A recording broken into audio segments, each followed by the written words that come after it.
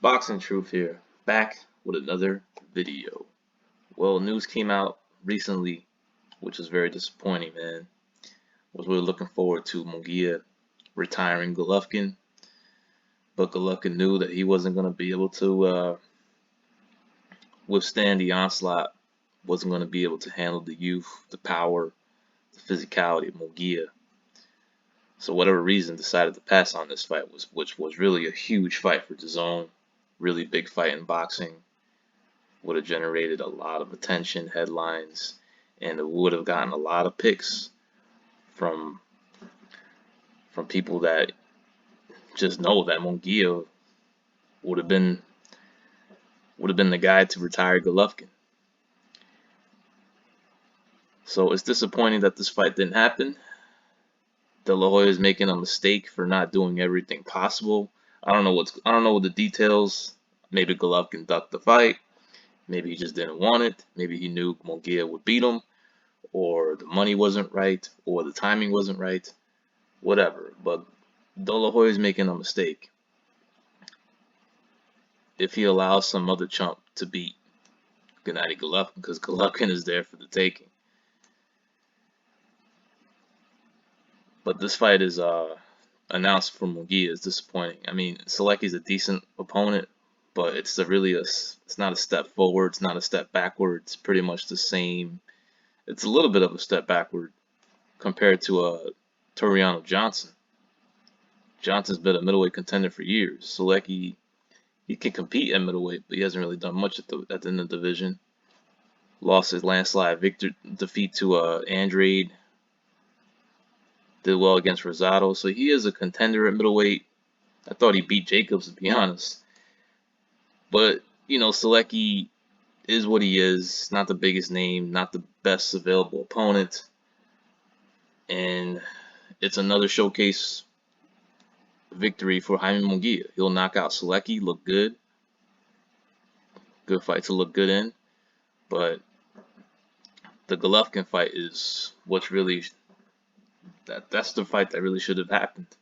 The fight was talked about for months. Golovkin needs a big name opponent. And for whatever reason, this fight's not happening. And instead we get Munguia Selecki. Now the question is, who the fuck Golovkin gonna fight? Everyone's talking about him waiting up for a third Canelo fight, but it ain't gonna happen.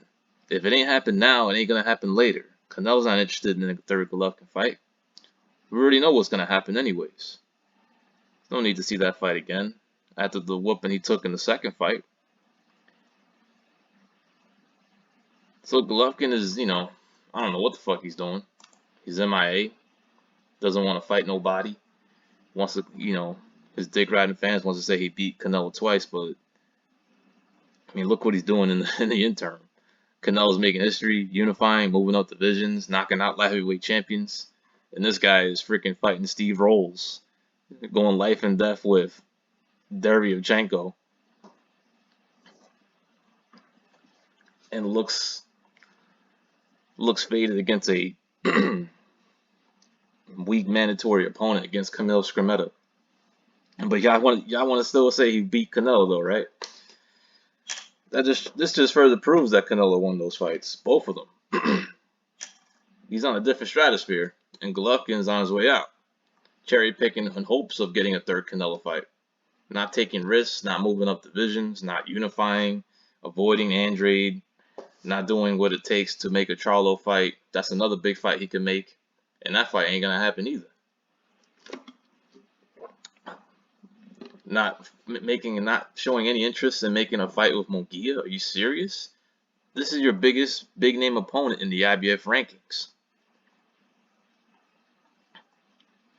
I mean, he's rated number 4, so he's a qualified opponent.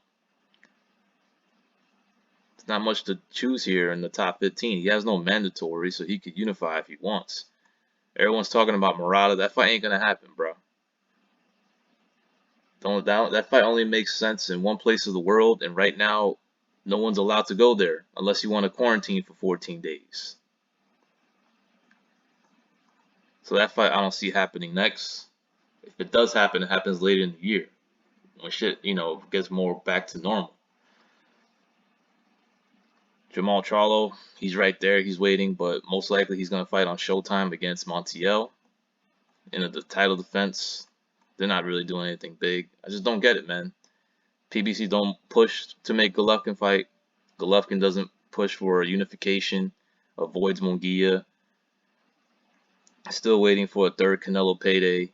And now he's probably going to fight another no-name nobody in his next fight. And the zone's actually going to allow this with the money that they're paying this guy.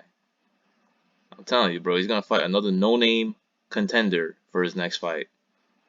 And people are still going to say he beat Canelo. Get the fuck out of here, man. Golovkin a bum, bro. Man, we all fell for the hype. You know, HBO was a tremendous promoting machine, but I knew this guy wasn't shit after he fought Jacobs.